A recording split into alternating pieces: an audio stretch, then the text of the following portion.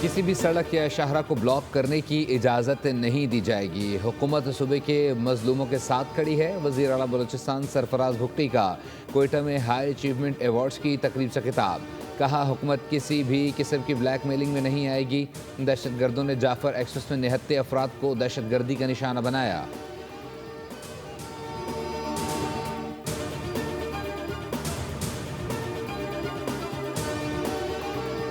Pakistan stock market में शदीद मंदी। 100 इंडेक्स में 2000 से ज़ायद पॉइंट्स की कमी रिकॉर्ड। इंडेक्स 1,16,370 की सतह से नीचे आ गया।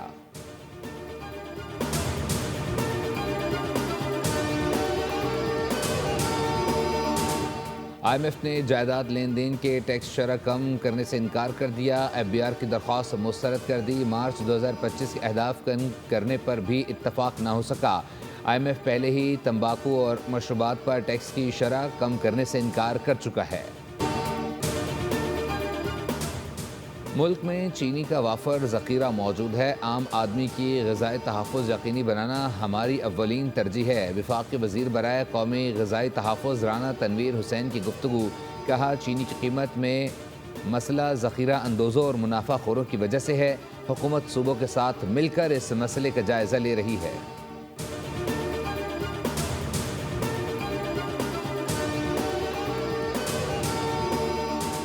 इस्लामाबाद हाई कोर्ट ने बानी PTI से हफ्ते में 2 दिन जेल में मुलाकात बहाल कर दी। मीडिया टॉक ना करने का हुक्म। मुलाकात मंगल और जुमेरात को की जा सकेगी।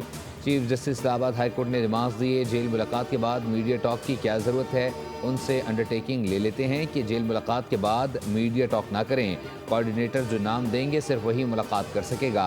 जो भी बानी PTI से मिलेगा वो मीडिया टॉक नहीं करेगा।